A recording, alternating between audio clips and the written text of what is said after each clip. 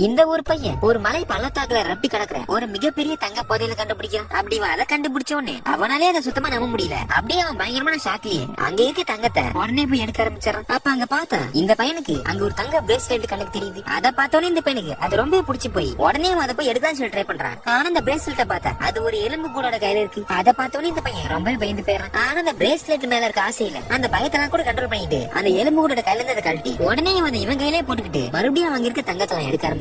ஆனா ஒரு பச்சை கலர் போக இவன் பக்கத்துல வருத இவன் சுத்தமா கண்டுக்கவே இல்லை. அதுக்கப்புறம் கொஞ்ச நேரம் கழிச்சு இவனோட ஃப்ரெண்ட்ஸ் இவனை தேடி வராங்க. பார்த்தாங்க அந்த தங்க புதையல் தான் இருக்கு. இவனை ஆளே காணும். அதுக்கப்புறம் அந்த ஃப்ரெண்ட்ஸ் அந்த இடம் முழுக்க தேடி பார்த்தது இல்ல. இவனோட துணியை மட்டும் தான் கண்டுபிடிக்க முடிஞ்சது. இவன் எங்க போனா அப்படின்னு சொல்லி யாருக்குமே தெரியல. அப்ப அங்க திடீர்னு பார்த்தா ஒரு மிகப்பெரிய டிராகன் இந்த ஃப்ரெண்ட்ஸ் குரூப்ல இருந்து ஒருத்தனை மட்டும் அப்படியே வந்து பிடிச்சி தூக்கிக்கிட்டு வானத்துல பறந்து போக ஆரம்பிச்சது. அதை பார்த்தோன்னே மத்த ஃப்ரெண்ட்ஸ் உனக்கு இதெல்லாம் ஆயிருமா அப்படின்னு சொல்லி பயத்துல பயங்கரமா கத்த ஆரம்பிச்சாங்க. ஆனா அந்த டிராகனை பார்த்தா அதை அவனை ரொம்ப உயரத்துக்கு தூக்கிட்டு போய் ஒரு எழுதி இருக்க பேரை காட்டுது. அதை பார்த்தோன்னே அந்த பையனுக்கு புரியுது இந்த டிராகனே அவங்களோட காணாம போன ஃப்ரெண்ட் தான் அப்படின்னு. ஏன்னா இவன் அந்த பிரேஸ்லெட் மேல இருக்க ஆசையால அதுக்கு பின்னாடி இருக்க சாபத்தை பத்தி தெரிஞ்சுக்காம அதை அவன் கையில போடுறதுனால அவன் ஒரு டிராகனா மாறி இருக்கான்.